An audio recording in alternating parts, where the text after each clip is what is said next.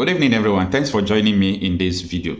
This is another video about the court process of Nnamdi Kanu's trial today with Justice James Omotosho.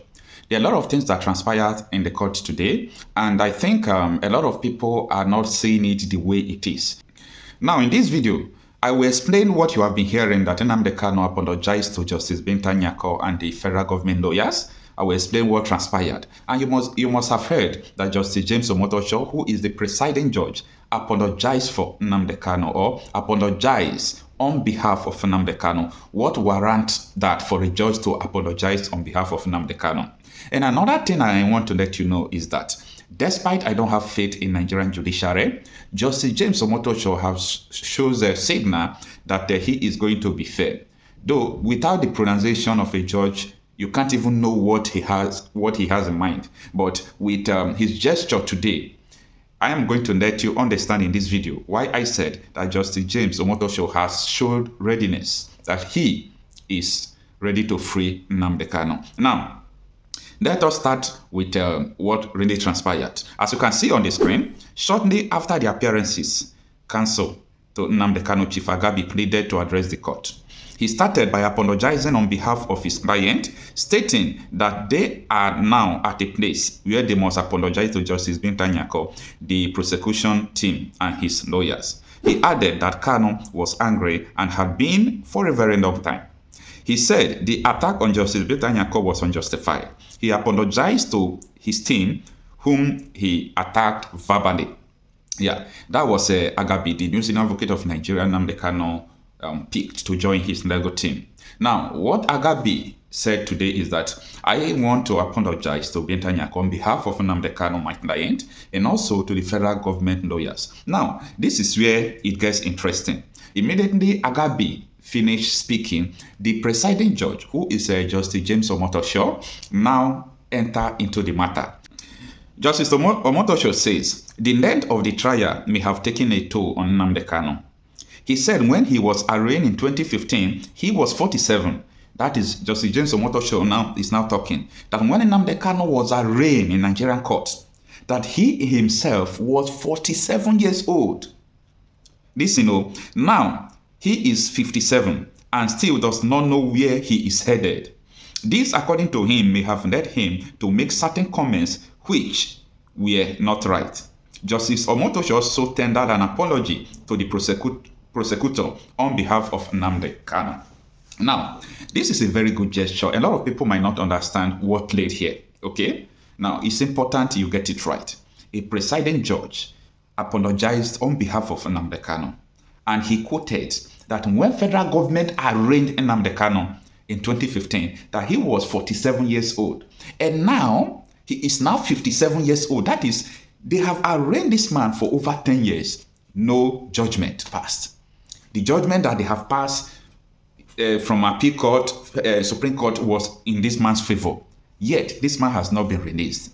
Do you understand the logic there? So, let us say, for example, now, if Justice Omotosho said, okay, since federal government is charging Nnamdi Kanu for terrorism charges now, okay, Nnamdi Kanu is supposed to go to 4 years imprisonment, but Nnamdi Kanu have overstayed his time. And another thing is that even though people know that Nnamdi Kanu don't really have case to answer according to a Supreme Court judgment and all those judgments, so Justice James Omotosho, with that statement, is like someone who felt sorry for Nnamdi Kanu today and also ready to exonerate him. Can you imagine that someone was arraigned and a presiding judge is saying this? So someone was arraigned in 2015 and this is 2025. He was 47 years old. Maybe that time he's not even a chief justice, or the level is not up to this height he is today. And look at him today now, presiding over a case that he saw 10 years ago. So, if Binta Nyako don't have conscience before, I think this judge have a conscience. Because Binta Nyako, when they arraigned Nnamdi Kanu 10 years ago, Binta Nyako should know her age. And today, she should check her age. Nnamdi Kanu is a human being. It is because the man is so courageous, the man has a very big heart that you can't intimidate him, you can't quench his spirit. That is why he is still standing where he is today. The purpose of the prolongment of the judgment is just to make sure this man forget about anything he's agitating for, break his spirit. It's a strategy. They have used it for several people around the world. That is what the Nigerian government is using for Nnamdi Kanu. But Justice James Omotosho now indirectly made the federal government to understand that this case is overdue. It's overdue. A judge told you that he was 47 years when Kanu was arraigned. Up to today, no judgment passed either against him or for him. The judgment that have been passed in appeal court and the Supreme Court is for his favor. So what is the essence of all these shenanigans? Now, I'm not saying that Justice James Omotosho is a saint, that Justice James Omotosho is a good man, or Justice James Omotosho is a bad man. That is not what I'm saying. I'm just trying to analyze what happened in the court today. And let me tell you what you don't understand about this. This a presiding judge statement further exposed federal government's team, people who are prosecuting Nnamdi Kanu, because it made them to understand that, come on, you have been prosecuting this man for 10 years. Maybe that is why he was angry with you. That is what James Omotosho was indirectly, telling them. And that was the reason why he said, on behalf of Kanu, I am sorry. I was 47 years old when Nnamdi Kanu was arraigned, when you people arraigned this man. Now I am 57 after 10 years. I think it's enough for someone to be very angry. No, you put yourself in that position. Don't you see that? It shows that that man is not biased today, but who knows tomorrow? I don't know. Nobody knows tomorrow. Now, there is a necessity to Nnamdi Kanu's freedom. It's a necessity. It's not a necessity because we just want Nnamdi Kanu to be free. You see, the incident killing in Igbo land is enough for Kanu to be released. And in my previous video I said that there will be IDP camp in Enugu State from now till June if Nnamdi Kanu is not released, because the rate of the ammunitions, the number of terrorists, the Fulani terrorists in the bush in Enugu State, they are enough to lay siege in the whole Enugu and kill everybody. Yeah, they are enough, and they are there. The other day, Sahara reporters, that was last 4 days, they went to Enugu State, they went to see Agondo, is it not Agondo, the village that Fulani herdsmen sacked. The village is empty now, it's only Fulani herdsmen, terrorists are in the shooting, doing all sort of things. Now they went there to check some things, and the report they gave back was that even the place, the video, the houses they burned, they went there to video it. They were hearing the sound of these people talking from afar. Both people are speaking Arabic, and they said every 4 minutes, 5 minutes, they will shoot gun up. It's their domain. These are the reason why the release of Nnamdi Kanu is a necessity. Now, let me shift a little bit further. Anybody at this point who is not calling for the release of Nnamdi Kanu, it's an indication for you to know people who are sponsoring terrorism in Old Eastern region and particularly Igbo land. Now, this is what I mean.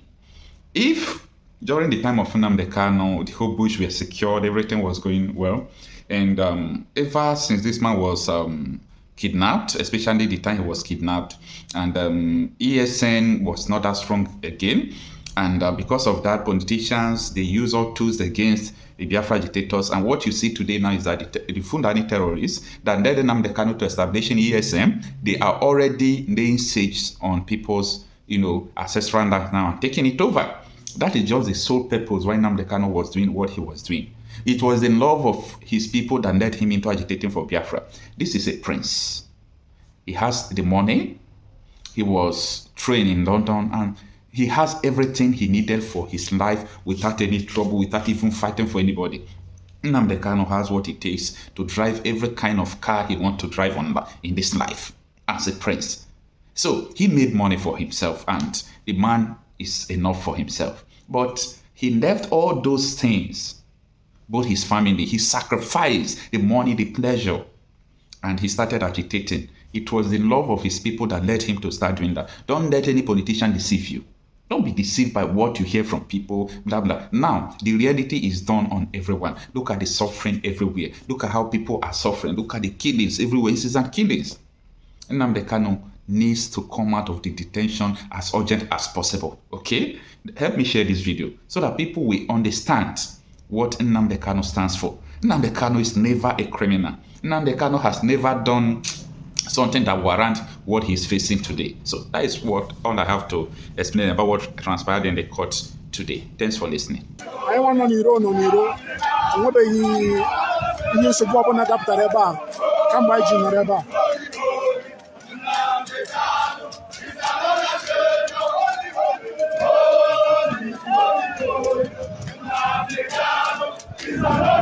Ndị ọrụ nchekwa ga-agakwa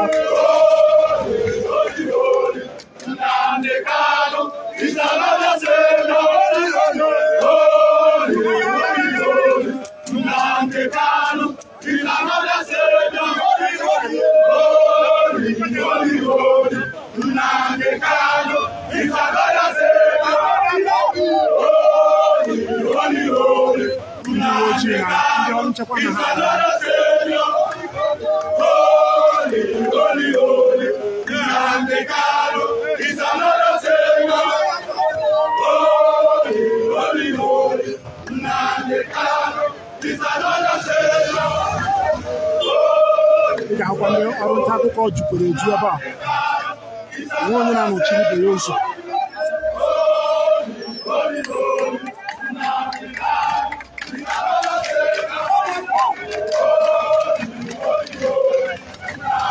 Nnukwu ụgbọala ahụ ndị uwe ojii ji bịa alaana, enweghị ọgba aghara ọbụla, ya bụ enweghị ọrụ ọbụla ụgbọala rụrụ taa.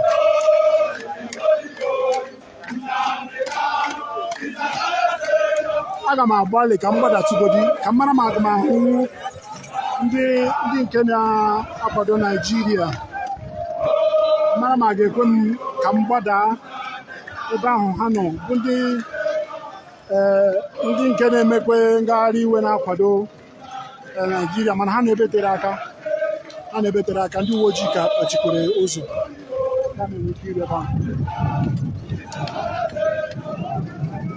maka na ndị uwe ojii dị ka nsikwa na-ekwe ka ha gbagote ebe a, ndị uwe ojii a na-ekwe ka ha gbagote n'akụkụ ebe a, ka ndị uwe ojii anaghị ekwe ka ndị nke a gbadaruo n'akụkụ ebe ahụ ha nọ iji zere ọgbaghara ọbụla.